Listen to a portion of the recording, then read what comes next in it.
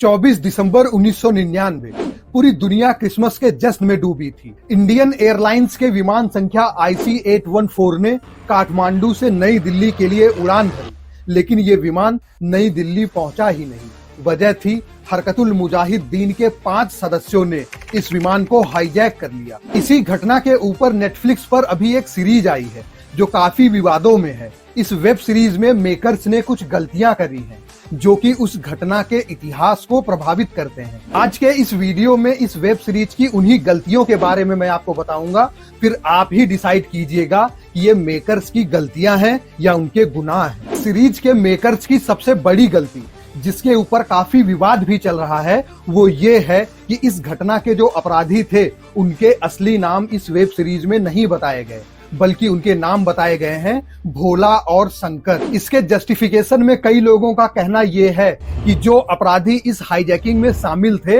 उन्होंने अपने code names रखे हुए थे और उनमें से 2 के कोड नेम थे भोला और शंकर। चलिए मान लेते हैं ये बात बिल्कुल सही है। नीलेश मिश्रा की एक किताब है 173 आवर्स इन कैप्टिविटी। इस किताब में इन कोड नेम्स का जिक्र है और अगर आप भारतीय विदेश मंत्रालय के ऑफिशियल प्रेस रिलीज को पढ़ेंगे जो इस घटना से संबंधित है, तो उस प्रेस रिलीज में भी इन कोड नेम्स को बताया गया है। लेकिन सवाल ये है कि जब आप कोड नेम्स बता सकते हो तो उनके रियल नेम्स क्यों नहीं बता सकते? इन सारे अपराधियों के काम करने का तरीका ही यही होता है कि ये अपने नाम को बदल करके काम करते हैं। जैसे अजमल कसाब जो मुंबई हमले का मुख्य अपराधी है, उसने अपना नाम बदलकर समीर चौधरी रखा था। तो अब अगर कोई मुंबई हमले पर कोई फिल्म या वेब सीरीज बनाए तो उसमें क्या दिखाएगा कि समीर चौधरी था मुख्य आरोपी? अरे नहीं भैया, ये तो बिल्कुल ही गलत है। आप आने वाली पीढ़ी को एक गलत इतिहास परोस रहे हैं। इस घटना के जो मुख्य 5 आरोपी थे वो थे इब्राहिम अथर, शाहिद अख्तर सैयद, सनी अहमद काजी, मिस्त्री जहूर इब्राहिम और साकिर। इब्राहिम अथर का कोड नेम था चीफ, शाहिद अख्तर सैयद का कोड नेम था डॉक्टर, सन्नी अहमद काजी का कोड नेम था बर्गर, मिस्त्री जहूर इब्राहिम का कोड नेम था भोला और साकिर का कोड नेम था शंकर। मैंने अभी 10 से 15 सेकंड के अंदर इन अपराधियों के असली नाम इनके कोड नेम्स के साथ आपको बता दिए, तो क्या मेकर्स 15 सेकंड का एक फ्रेम ऐड करके ये असली नाम नहीं बता सकते थे? अब इस वेब सीरीज के मेकर्स ने ऐसा क्यों नहीं किया, उसकी असली वजह तो वही बता सकते हैं। लेकिन जब इस बात पर विवाद बढ़ा तो भारत सरकार ने नेटफ्लिक्स को समन भेजा और नेटफ्लिक्स ने भारत सरकार को ये आश्वासन दिया कि ऐसे जो सेंसिटिव इश्यूज हैं उनके ऊपर नेटफ्लिक्स अब और ज्यादा ध्यान देगा। और इस वेब सीरीज के स्टार्टिंग में नेटफ्लिक्स ने कहा है कि वो डिस्क्लेमर लगाएगा जिसमें इन सभी अपराधियों के असली नाम दिखाए जाएंगे। क्या ये काफी है? जब आप कोई वेब सीरीज देखते हैं तो उसके शुरुआत का जो डिस्क्लेमर है उसको कितना पढ़ते हैं? मेरी नजर में तो ये नेटफ्लिक्स की सिर्फ एक लीपा पोती है। आप इसके बारे में क्या सोचते हैं अभी कमेंट करके हमें जरूर बताइए। अब आते हैं इस वेब सीरीज की दूसरी गलती पर, जो मेरी नजर में सबसे बड़ी गलती है, और वो है पाकिस्तान और पाकिस्तान की खुफिया एजेंसी ISI को इस घटना से बिल्कुल ही क्लीन चिट दे देना। मतलब इस सीरीज के मेकर्स ने गजब ही कर दिया। भारत सरकार गला फाड़ फाड़ के चिल्ला रही है कि कांधार की इस घटना की जिम्मेदार पाकिस्तान और ISI है, और इन्होंने क्या कहा कि ISI और पाकिस्तान का इससे ज्यादा कुछ लेना देना है ही नहीं। और वजह क्या दिखाई कि इस घटना की जो सक्सेस पार्टी थी उसमें तालिबान और अलकायदा ने ISI को नहीं बुलाया। इसका मतलब ISI इस घटना में शामिल नहीं है। वाह भाई, क्या लॉजिक है। जबकि सच्चाई ये है कि इस घटना के दूसरे दिन ही भारत सरकार ये बोलने लग गई थी कि इस घटना के पीछे पाकिस्तान और ISI का हाथ है। इस घटना के जो 5 अपराधी हैं, इब्राहिम अथर वो बहावलपुर पाकिस्तान का है, शाहिद अख्तर सैयद कराची का है, सनी अहमद काजी कराची का है, मिस्त्री जहूर इब्राहिम कराची का है, शाकिर सुकूर सिटी पाकिस्तान का है। सारे अपराधी पाकिस्तान के हैं। लेकिन इस वेब सीरीज के मेकर्स कह रहे हैं कि भैया पाकिस्तान और ISI का इसमें कोई हाथ नहीं है, और इसमें पाकिस्तान को तो अच्छा दिखाने की कोशिश की गई है। इस वेब सीरीज में दुबई ATC में एक पाकिस्तानी काम करता है जो उन हाईजैकर्स को समझाने की कोशिश करता है कि आप गलत कर रहे हैं। ऐसा लग रहा है कि ये वेब सीरीज ISI और पाकिस्तान की एक PR एक्टिविटी है। अब आते हैं इस सीरीज की तीसरी गलती पर। इस सीरीज में इन अपराधियों की, इन हाईजैकर्स के ह्यूमन साइड को दिखाने की कोशिश की गई है। इन 5 अपराधियों में से एक इब्राहिम अथर वो मसूद अजहर का भाई है। ये मसूद अजहर आतंकी संगठन जैसे मोहम्मद का फाउंडर है। जैसे मोहम्मद कौन? 2019 में जो पुलवामा में हमला हुआ था उसकी जिम्मेदारी जैसे मोहम्मद ने ही ली थी। तो जब IC-814 को हाईजैक किया गया था उस समय मसूद अजहर भारतीय जेल में बंद था। और इस वेब सीरीज में एक मूवमेंट में तो ऐसा दिखाया गया है कि ये हाईजैकर अपने बड़े भाई को छुड़ाने के लिए ये सब कर रहा है। बढ़िया स्लो म्यूजिक चल रहा है, वो दुखी है। इन अपराधियों की जो घिनौनी साइड थी वो नहीं दिखाई गई ज्यादा, जबकि इन हाईजैकर्स की सच्चाई ये है कि ये उस प्लेन में सभी पैसेंजर्स को धर्म परिवर्तन करने के लिए मोटिवेट कर रहे थे। एक पैसेंजर रुबिन कटियाल, जिनकी अभी नई नई शादी हुई थी, जो अपने हनीमून पर गए थे, इन हाईजैकर्स ने उनको मार दिया। दुबई एयरपोर्ट पर उन्होंने उनकी बॉडी को तो दे दिया लेकिन उनकी पत्नी को नहीं छोड़ा। इन हाईजैकर्स के भारत के लोगों और कश्मीर जैसे संवेदनशील मुद्दों पर क्या विचार थे ये इस सीरीज में नहीं दिखाया गया है, लेकिन ये दिखाने की कोशिश जरूर की गई है कि ये अच्छे इंसान थे। अब आते हैं इस सीरीज की चौथी गलती पर। इस सीरीज में अगर किसी को सबसे गलत दिखाया गया है, यानी इस सीरीज में इस घटना का जो विलेन बताया गया है वो बताया गया है भारत सरकार को। हाँ, मैं मानता हूं कि इस घटना को रोकने के लिए भारत सरकार और भी बहुत कुछ कर सकती थी, अपने निर्णयों को थोड़ा और जल्दी ले सकती थी, लेकिन भारत सरकार इतनी भी इनएफिशिएंट नहीं है जितना कि इस सीरीज में दिखाया गया है। इस सीरीज में दिखा रहे हैं कि प्लेन हाईजैक हो गया है, लेकिन जो भारत सरकार के अधिकारी हैं उनको अपने खाने पीने की पड़ी है। अरे ऐसा नहीं है भाई। उस समय पीएमओ के एक OSD थे कंचन गुप्ता।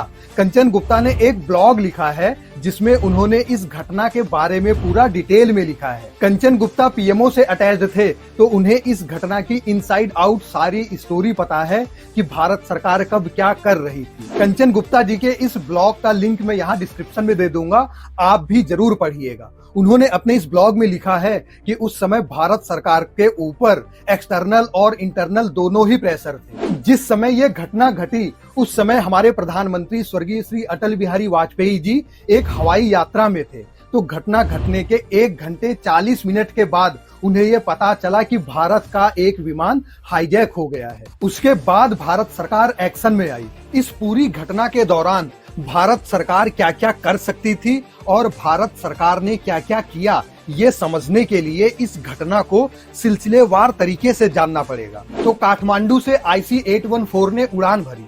उसके आधे घंटे के अंदर ये विमान भारतीय एयर स्पेस में आ गया और जब ये भारतीय एयर स्पेस में आया उसी समय इन 5 हाईजैकर्स ने इस विमान के ऊपर कब्जा कर लिया। इंडियन एयर स्पेस में इस घटना को अंजाम देकर ये अपराधी एक स्टेटमेंट देना चाह रहे थे कि लो देखो, तुम्हारे ही एयर स्पेस में घुसकर तुम्हारे ही विमान पर हमने कब्जा कर लिया। विमान पर कब्जा करने के बाद इन अपराधियों की पहली पसंद थी लाहौर जाना। ये लाहौर गए लेकिन वहां पर पाकिस्तानी गवर्नमेंट ने इनको लैंडिंग की परमिशन नहीं दी। विमान में फ्यूल कम था तो ये लाहौर से रिडायरेक्ट होकर अमृतसर आ गए। अमृतसर में ये प्लेन 45 मिनट तक रुका रहा और यही वो समय था जब लोग कहते हैं कि भारत सरकार इस घटना को रोकने के लिए कुछ कर सकती थी। भारत में ऐसी घटनाओं को रोकने की जिम्मेदारी NSG की होती है, लेकिन NSG उस दिन अमृतसर पहुंच ही नहीं पाई। अब NSG अमृतसर क्यों नहीं पहुंची, इसकी 2 थ्योरीज हैं। पहली थ्योरी ये है कि NSG उस दिन मानेसर से दिल्ली के बीच में ट्रैफिक में फंस गई और दूसरी थ्योरी है कि NSG दिल्ली हवाई अड्डे पर अमृतसर जाने के लिए एयरक्राफ्ट का वेट ही करती रह गई और इतने में हाईजैकर्स प्लेन को लेकर अमृतसर से चले गए। इन 45 मिनट्स के दौरान जब ये प्लेन अमृतसर हवाई अड्डे पर खड़ा था, भारत सरकार ने अपनी तरफ से काफी कोशिश करी कि ये प्लेन अमृतसर से टेक ऑफ ना कर पाए। दिल्ली से पीएमओ के अधिकारी और विदेश मंत्री जसवंत सिंह लगातार अमृतसर हवाई अड्डे के एयरपोर्ट अथॉरिटी के अधिकारियों से टच में थे। अच्छा, जब लाहौर में इस प्लेन को लैंडिंग की परमिशन नहीं मिली तो ये हाईजैकर्स इस प्लेन को अमृतसर इसलिए लेकर आए थे ताकि अमृतसर में ये इस प्लेन में फ्यूल डलवा सकें। इस प्लेन में फ्यूल उस समय बहुत कम था, बताते हैं कि मात्र 10 मिनट तक उड़ान भरने का फ्यूल इसमें बचा हुआ था। तो भारत सरकार और एयरपोर्ट अथॉरिटी के सभी अधिकारी इस रिफ्यूलिंग प्रोसेस को लंबा खींच रहे थे ताकि सरकार को थोड़ा समय मिल जाए और कुछ एक्शन ले सके। कंचन गुप्ता तो अपने ब्लॉग में यहाँ तक लिखते हैं कि उस समय के विदेश मंत्री जसवंत सिंह ने एयरपोर्ट अथॉरिटी के अधिकारियों से बात करते हुए डेस्परेटली यहाँ तक कह दिया कि कुछ भी करो, चाहे रनवे पर जाकर कोई ट्रक खड़ा कर दो, दो, लेकिन इस प्लेन को उड़ने मत देना। लेकिन जब फ्यूल भरने में इतना समय लगने लग गया तो हाईजैकर्स को भी शक हो गया कि लगता है भारत सरकार कोई मिलिट्री एक्शन की तैयारी कर रही है, और भारत सरकार को डराने के लिए उन्होंने रुबिन कटियार नाम के एक पैसेंजर की हत्या कर दी। तो हाईजैकर्स का प्रेशर तो भारत सरकार के ऊपर था ही, और इधर जैसे ही ये खबर फैली कि भारत का एक विमान हाईजैक हो गया है, इस विमान में जो पैसेंजर्स थे उनके सारे रिलेटिव नई दिल्ली में इकट्ठे होने लग गए। ये सारे रिलेटिव भारत सरकार के ऊपर दबाव बना रहे थे कि आप कुछ भी कीजिए, लेकिन सारे पैसेंजर्स को सही सलामत वापस लेकर आइए। कंचन गुप्ता बताते हैं कि जसवंत सिंह जब इन रिलेटिव से बात करने के लिए गए तो भीड़ से एक आवाज आई कि कुछ भी करो, चाहे कश्मीर को वापस दे दो पाकिस्तान को, लेकिन हमारे रिश्तेदारों को बचाकर लेकर आओ। जसवंत सिंह ने उन रिलेटिव से देश हित की बात करने की सोची तो भीड़ से फिर एक आवाज आई कि देश जाए भाड़ में, हमें हमारे परिवार का सदस्य सुरक्षित चाहिए। उस समय कारगिल शहीद स्क्वाड्रन लीडर अजय आहूजा की वीडो भी उन रिलेटिव को समझाने के लिए गई। तो जब वो उनसे बात कर रही थी तो भीड़ से एक शख्स ने बोला कि खुद तो ये विधवा हो गई और अब चाहती है कि हमारे परिवार के सदस्य भी मर जाएं। इसको यहाँ पर किसने बुलाया? कारगिल शहीद लेफ्टिनेंट विजयंत थापर के पिता कर्नल वीरेंद्र थापर ने भी इन लोगों से बात करके इनको समझाने की कोशिश करी, लेकिन ये रिश्तेदार मानने को तैयार ही नहीं थे। ये सब भारत सरकार के ऊपर प्रेशर बना रहे थे कि कुछ भी करो, लेकिन हमारे परिवार के सदस्यों को सुरक्षित वापस लेकर आओ। भारत सरकार के ऊपर उन हाईजैकर्स का प्रेशर था, इन रिश्तेदारों का प्रेशर था, और दूसरी पॉलिटिकल पार्टीज भी सरकार के ऊपर दबाव बना रही थी कि जल्दी से जल्दी इस मामले को खत्म किया जाए। इधर भारत सरकार इन सब से डील करते हुए कुछ मिलिट्री एक्शन की तैयारी कर रही थी, लेकिन उधर हाईजैकर्स को लगा कि 45 मिनट हो गए हैं, अभी तक फ्यूल नहीं डाला, इसका मतलब भारत कुछ एक्शन ले रहा है, और उन्होंने बगैर फ्यूल डलवाए ही प्लेन को टेक ऑफ करवा दिया। तब तक रात हो चुकी थी। वो लोग अमृतसर से लाहौर पहुंचे। लाहौर ने फिर से लैंडिंग की परमिशन नहीं दी। पाकिस्तान सरकार ने लाहौर एयरपोर्ट के रनवे की लाइटें बंद करवा दी, लेकिन इस विमान के पायलट ने गजब का साहस और गजब की कार्यकुशलता दिखाते हुए लाहौर एयरपोर्ट पर प्लेन की लैंडिंग करवाई। फिर लाहौर में इस प्लेन में फ्यूल डाला गया। हमारे विदेश मंत्री जसवंत सिंह ने पाकिस्तानी सरकार से ये रिक्वेस्ट करी कि प्लेन को टेक ऑफ ना करने दिया जाए, लेकिन पाकिस्तान सरकार ने ऐसा नहीं किया। फिर लाहौर से ये हाईजैकर्स इस प्लेन को लेकर दुबई पहुंचे। अब ये जाना तो चाहते थे काबुल या कांधार, लेकिन इन दोनों ही एयरपोर्ट्स पर रात में लैंडिंग की सुविधा नहीं थी, इसलिए मजबूरी में इन्हें दुबई जाना पड़ा। अब पहले तो दुबई में यूएई गवर्नमेंट ने इस प्लेन की लैंडिंग की परमिशन नहीं दी। फिर उस समय यूएई में जो हमारे एम्बेसडर थे श्री केसी सिंह और हमारे विदेश मंत्री जसवंत सिंह, इन दोनों ने मिलकर यूएई सरकार से रिक्वेस्ट करी, उनको समझाया, तब कहीं जाकर इस प्लेन को लैंडिंग की परमिशन मिली। भारत सरकार के रिक्वेस्ट करने पर दुबई अथॉरिटीज ने हाईजैकर्स से नेगोशिएशन करके 13 महिलाओं और 11 बच्चों को वहां पर छुड़वा लिया, और सुबह होते ही ये हाईजैकर्स दुबई से कांधार चले गए। इन हाईजैकर्स की ओरिजिनल डिमांड थी कि 36 आतंकवादियों को भारत छोड़ दे, लेकिन भारत सरकार ने नेगोशिएशन करके 3 आतंकवादियों को छोड़ने पर डील डन की। ये 3 आतंकवादी थे मसूद अजहर, जिसने जैसे मोहम्मद की स्थापना करी थी। दूसरा था उमर शेख, जिसके ऊपर 2002 में अमेरिकी पत्रकार डैनियल पर्ल की हत्या और अपहरण का आरोप था। और तीसरा था मुश्ताक जरगार, जो कि एक आईएसआई का एजेंट था। इस मामले में नेगोशिएशन कर रहे थे अजीत डोवाल, जो अभी हमारे एनएसए हैं। एएस दौलत उस समय हमारे रॉ चीफ थे। अजीत डोवाल और जो दूसरे अधिकारी थे जो इस मामले से डील कर रहे थे, उनकी इफिशियंसी पर कभी किसी ने कोई क्वेश्चन मार्क नहीं लगाया। हाँ, सरकार और बहुत कुछ कर सकती थी, लेकिन उस समय सरकार के ऊपर जो एक्सटर्नल और इंटरनल प्रेशर था उसको भी समझना चाहिए। अब आते हैं 5वीं गलती पर, जो है इनएक्यूरेसी। इस सीरीज में यह दिखाया गया है कि रॉ के अधिकारी साधारण नेपाली नागरिकों, जिनका कि इस घटना से कोई लेना देना ही नहीं है, उनको टॉर्चर कर रहे हैं। अब जाने अनजाने इस सीरीज के मेकर्स ने हाईजैकर्स और भारत सरकार को एक ही तराजू में तौल दिया। उन्होंने ये दिखा दिया कि हाईजैकर्स भी इनोसेंट नागरिकों को परेशान करते हैं और भारत सरकार भी इनोसेंट नागरिकों को परेशान करती है।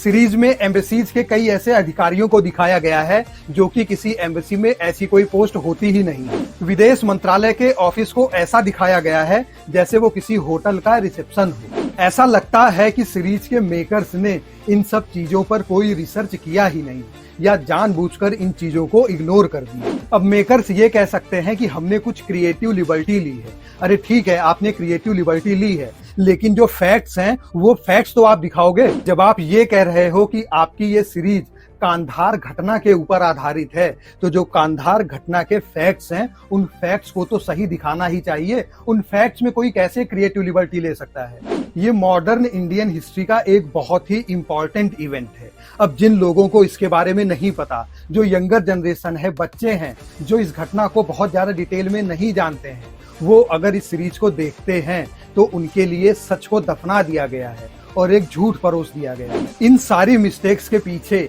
मेकर्स की क्या भावना है, क्या इंटेंशन है, वो हमको नहीं पता, लेकिन ये मिस्टेक्स बहुत बड़ी है। आप इन मिस्टेक्स को गलतियां मानते हैं या मेकर्स का गुनाह? कमेंट करके हमें जरूर बताइएगा। मिलते हैं अगले वीडियो में, तब तक के लिए नमस्कार।